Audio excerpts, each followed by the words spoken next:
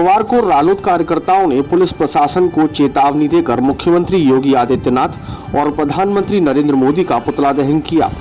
Police ने पुतलों को आग से बचाने की काफी कोशिश की, लेकिन बेबस पुलिस पुतलों को बचाने में नाकामयाब रही। हाथरस में रालोद उपाध्यक्ष जयंत चौधरी पर हुए लाठीचार्ज के बाद रालोद कार्यकर्ता आक्रोशित हैं। बीते 5 अक्टूबर को रालोद कार्यकर्ताओं ने कस्बा नौझील के बाजना तिराहे पर योगी मोदी का पुतला दहन किया था। पुतला दहन करने पर 3 नामजद व 15 से 20 अज्ञात लोगों के खिलाफ नौझील पुलिस ने मुकदमा दर्ज किया था। मुकदमा दर्ज होने के बाद गुस्साए रालोद कार्यकर्ताओं ने चेतावनी दी कि वह आगामी 9 अक्टूबर को कस्बा बाजना में भी मुख्यमंत्री योगी आदित्यनाथ व प्रधानमंत्री नरेंद्र मोदी का पुतला दहन करेंगे।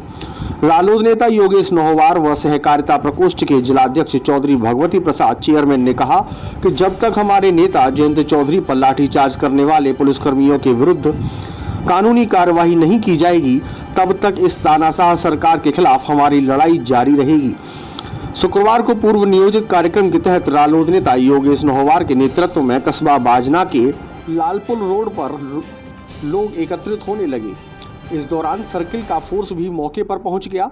रालोद कार्यकर्ताओं ने योगी मोदी के पुतले तैयार करके जैसे ही पुतलों में आग लगाने की कोशिश की तो पुलिसकर्मी पुतलों को छीनते नजर आए, लेकिन गुस्साए रालोद कार्यकर्ताओं ने पुतलों में आग लगा दी और पुलिस तमाशा देखती रह गई। पुतला दहन के दौरान रालोद नेता रविंद्र नरवार, चौधरी भगवती प्रसाद चेयरमैन, देवराज सिंह, सुरेश भगत जी, कुलदीप नोहवार, सतीश प्रधान, भगवत ठाकुर, राजेश शर्मा, केदार सिंह आदि शामिल रहे।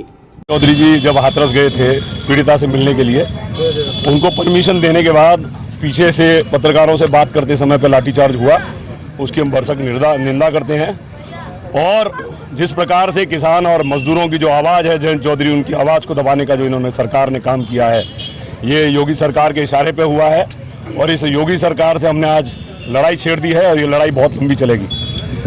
और इसके बाद हम 12 तारीख को बहुत बड़ा आंदोलन करने जा रहे हैं, जो कोशिश की जाएगी कि एक्सप्रेसवे के आसपास हो।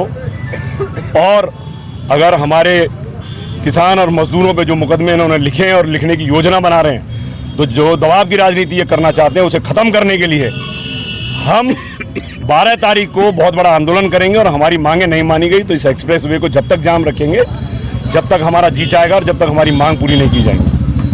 जिस तरह राष्ट्रीय लोकदल वालों ने धरना प्रदर्शन किया है, अभी 4 दिन पहले नौजी में किया था, उन लोगों को मुकदमा लिखे गए हैं, आज भी पुलिस से यहाँ लगभग भिड़ंत हुई है।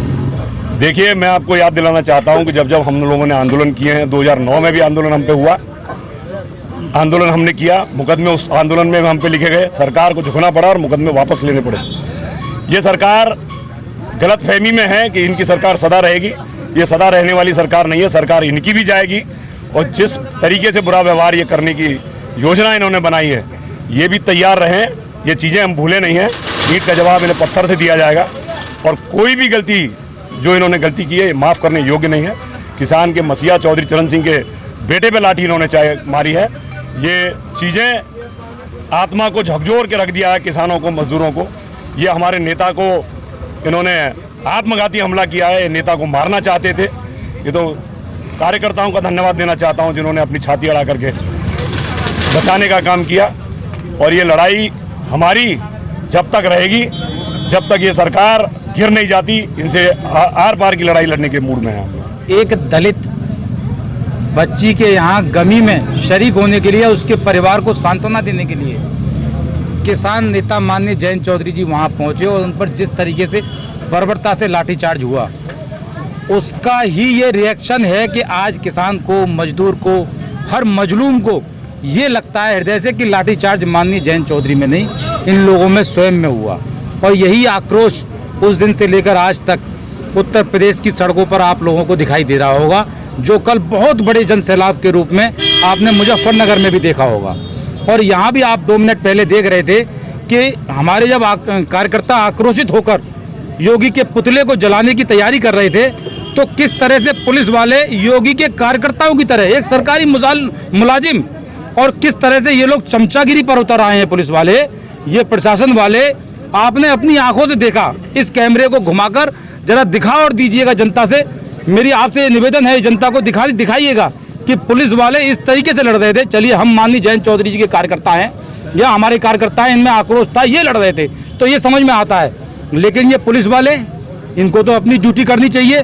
ये उसे छीना झपटी हमारे कार्यकर्ताओं से ऐसे लड़ रहे थे, उसे छीना झपटी कर रहे थे हमारे कई कार्यकर्ताओं के साथ। आज यहाँ पर भी धक्का मुक्की, और वो तो ये नौझील और बाजना की ये वीर धरती है कि ये लोग, इन लोगों के हाथ कहीं ना कहीं सहम गए।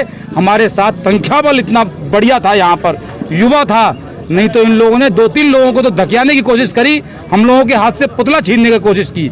ये पूरी तरह से घोर लोकतंत्र की हत्या करने पर उतारू हो गए हैं। ये शासन प्रशासन कोई नाम की चीज नहीं रही। ये लोग केवल योगी मोदी के पिट्ठू बन के काम कर रहे हैं, केवल पिट्ठू बन के।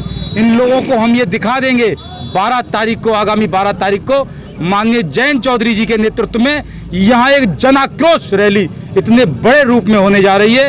इन लोगों को ये एहसास करा देंगे कि यहाँ लोकतंत्र ही चलने वाला है। ये पुतला दहन जो किया गया है, ये कई दिनों से 5 तारीख से ही पूरे जनपद में, पूरे उत्तर प्रदेश में पुतला दहन हो रहे हैं। जो माननीय चौधरी साहब पे, जयंत जी पे 4 तारीख को जो लाठी चार्ज कराया योगी ने, उसने सोची समझी साजिश के तहत 500 गाड़ी के काफिले में से मात्र हमारे 8-10 लोग अंदर जाने दिए, बैरिकेटिंग बाहर से कर दी गई।